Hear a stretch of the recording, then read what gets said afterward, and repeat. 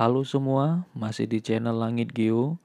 Kali ini kita membahas materi Geografi SMA kelas 12 mengenai struktur keruangan desa. Sesuai dengan kompetensi dasar 3.2, menganalisis struktur keruangan desa dan kota, interaksi desa dan kota, serta kaitannya dengan usaha pemerataan pembangunan. Dan KD 4.2, membuat makalah tentang usaha pemerataan pembangunan di desa dan kota yang dilengkapi dengan peta, bagan, tabel, grafik, dan atau diagram. Adapun yang menjadi tujuan pembelajaran kita pada kali ini adalah kita diharapkan mampu memahami karakteristik ruangan yang ada di desa. Istilah-istilah desa bermacam-macam, misalnya di daerah Sumatera Barat disebut nagari atau jorong, sedangkan di Bali dinamakan banjar, kalau di Sumatera Utara disebut namanya huta, dan di Aceh dinamakan gampong. Desa sendiri berasal dari bahasa Sanskerta yang artinya adalah desi, yaitu tanah kelahiran. Sedangkan menurut Profesor Bintarto, desa merupakan perwujudan atau kesatuan geografi sosial ekonomi, politik dan kultur yang terdapat di suatu daerah dalam hubungan dan pengaruhnya secara timbal balik dengan daerah lain. Sedangkan Sutarjo Karto Hadikusumo mengatakan, desa adalah suatu kesatuan hukum di mana bertempat tinggal suatu masyarakat yang berkuasa untuk mengadakan pemerintahannya sendiri. Lebih jauh lagi, di dalam Undang-Undang Nomor 6 Tahun 2014 tentang Desa, desa adalah kesatuan masyarakat hukum yang memiliki batas wilayah yang berwenang untuk mengatur dan mengurus urusan pemerintahan, kepentingan masyarakat setempat berdasarkan prakarsa masyarakat, hak asal-usul, dan atau hak tradisional yang diakui dan dihormati dalam sistem pemerintahan negara kesatuan Republik Indonesia. Sedangkan menurut Paul Landis, desa adalah daerah yang berpenduduk kurang dari 2.500 jiwa dengan ciri-ciri yang pertama, mempunyai pergaulan hidup yang saling mengenal antar masyarakatnya. Yang kedua, ada pertalian perasaan yang sama tentang kesukaan terhadap kebiasaan. Dan yang ketiga, cara berusaha atau kegiatan ekonomi adalah pada sektor agraris yang sangat dipengaruhi oleh faktor-faktor alam. Sedangkan mata pencarian yang bukan sektor agraris adalah mata pencarian yang sifatnya hanya sambilan. Berikutnya mengenai ciri-ciri desa. Secara umum, desa memiliki ciri-ciri antara lain. Yang pertama, coraknya yang homogen atau seragam.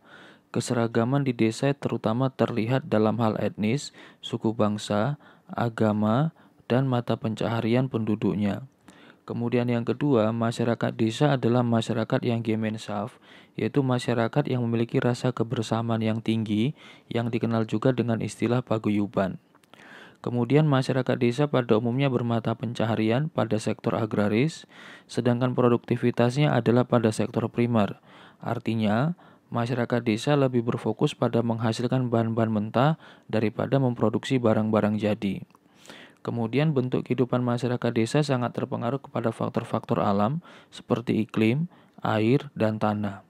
Lalu mainland ratio di desa sangat besar. Mainland ratio adalah perbandingan antara luas lahan dengan jumlah orang, di mana lahan sangat luas tetapi orang yang menghuni desa sangat sedikit. Lalu berikutnya adat istiadat yang ada di desa sangat kental karena dipegang teguh oleh masyarakatnya. Berikutnya unsur-unsur desa. Suatu wilayah dikatakan sebagai sebuah desa bila memenuhi 3 unsur, yaitu yang pertama adalah daerah. Daerah berarti mencakup tentang letak desa tersebut, baik letak secara absolut maupun letak secara relatif. Daerah juga berarti mengenai luas dari desa tersebut, dan daerah juga berarti batas dari desa tersebut sampai sejauh mana. Kemudian unsur yang kedua yaitu harus ada penduduk yang menempati desa tersebut secara permanen. Lalu yang ketiga yang menjadi unsur desa adalah tata kehidupan, di mana bentuk kehidupan yang ada di desa sangat berbeda dengan bentuk kehidupan yang ada di kota, di mana masyarakat desa memiliki rasa kebersamaan, rasa saling tolong-menolong yang sangat tinggi antar masyarakatnya. Yang berikutnya adalah potensi desa, yaitu yang pertama potensi fisik atau alam, mencakup iklim, air, tanah, pertanian, peternakan, dan manusia. Desa-desa dengan kondisi iklim yang stabil, air yang mudah didapat, dan tanah yang subur akan lebih cepat untuk mengembangkan pertanian dan peternakan yang dikelola oleh manusia. Kemudian potensi yang kedua yaitu adalah potensi non-fisik ataupun sosial, yaitu ada 3. Yang pertama, terdapat lembaga atau organisasi desa. Lalu yang kedua, terdapat aparatur atau pamong desa, yaitu yang menjalankan roda pemerintahan di desa. Dan yang ketiga, sifat masyarakatnya yang gemar melakukan gotong royong. Ini semua adalah potensi desa, baik secara fisik maupun non-fisik, yang mampu menyebabkan desa tersebut akan makin cepat untuk mengalami perkembangan. Selanjutnya adalah fungsi desa. Secara umum kita mengenal ada 4 fungsi desa, yaitu yang pertama adalah fungsi hinterland. Hinterland artinya desa sebagai penopang, penyedia, penyuplai kebutuhan bagi kota. Apapun yang desa mampu sediakan bagi kota, berarti desa tersebut telah menjadi hinterland. Dalam hal ini kita contohkan desa yang menopang menyediakan bahan pangan, bahan mentah bagi kota. Bahkan juga desa mampu menyediakan tenaga kerja bagi kota, khususnya tenaga kerja pada sektor informal. Kemudian fungsi desa yang kedua dikatakan desa sebagai unit kegiatan ekonomi, karena di dalam desa berlangsung fungsi-fungsi ekonomi. Katakanlah seperti desa wisata, berarti desa tersebut kegiatan perekonomiannya ditopang dari sektor wisata.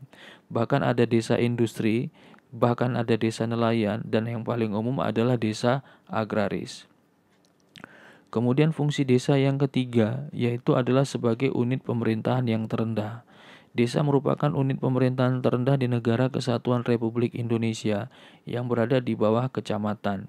Dan dikatakan bahwa desa memiliki struktur susunan pemerintahan tersendiri, di mana desa memiliki hak otonomi untuk mengatur daerahnya dan diakui menurut Undang-Undang Negara Republik Indonesia. Kemudian yang keempat, fungsi desa yang keempat adalah sebagai mitra pembangunan bagi kota. Kota tak dapat dipungkiri akan terus mengalami perkembangan ke segala arah, sehingga mau tidak mau akan makin dekat dengan daerah yang ada di sekitarnya, yaitu desa-desa yang ada di sekelilingnya. Sehingga pembangunan yang ada di kota akan berdampak kepada pembangunan yang ada di desa. Sehingga dalam hal ini, desa akan ikut mengalami pembangunan yang dilakukan oleh kota. Sehingga desa menjadi mitra pembangunan bagi kota. Kemudian tahapan perkembangan desa ada 3. Yang pertama adalah desa swadaya atau yang disebut juga desa tradisional. Kemudian yang kedua desa swakarya atau transisi. Dan yang ketiga adalah desa swasembada atau desa berkembang. Nah, desa yang paling rendah perkembangannya adalah desa swadaya atau tradisional, yaitu cirinya yang pertama, lokasinya yang masih sangat terpencil, sulit dijangkau. Kemudian yang kedua, pendidikan masyarakatnya masih sangat rendah, sehingga produktivitasnya pun rendah karena pengetahuan yang masih kurang. Namun mereka masih sangat memegang teguh adat istiadat, serta aparatur dan organisasi desa yang belum terbentuk. Pada desa swakarya atau desa transisi, di sini terjadi peralihan dari desa swadaya menuju desa swasembada. Bisa terlihat dari ciri-cirinya, yaitu yang pertama, aksesibilitasnya yang mulai dapat dijangkau, pendidikannya yang mulai membaik, sehingga produktivitas pun mulai meningkat. Namun adat istiadat mulai mengalami pelunturan, dan aparatur dan organisasi desa sudah terbentuk. Kemudian tahapan perkembangan yang ketiga adalah desa swasembada. Ini merupakan tahapan desa yang paling maju dengan ciri-cirinya. Lokasinya berada dekat dengan kabupaten atau kota. Tingkat pendidikan masyarakatnya sudah baik, produktivitasnya pun tinggi, dan mereka sudah mampu mengelola semua sumber daya alam yang dimilikinya. Namun adat istiadat telah mengalami pelunturan dan aparatur dan organisasi desa sudah tertib secara administrasi. Nah, itulah pertemuan kita pada kali ini. Mudah-mudahan bermanfaat. Tetap semangat dan sehat selalu. Selamat belajar untuk kita semuanya. Sampai jumpa.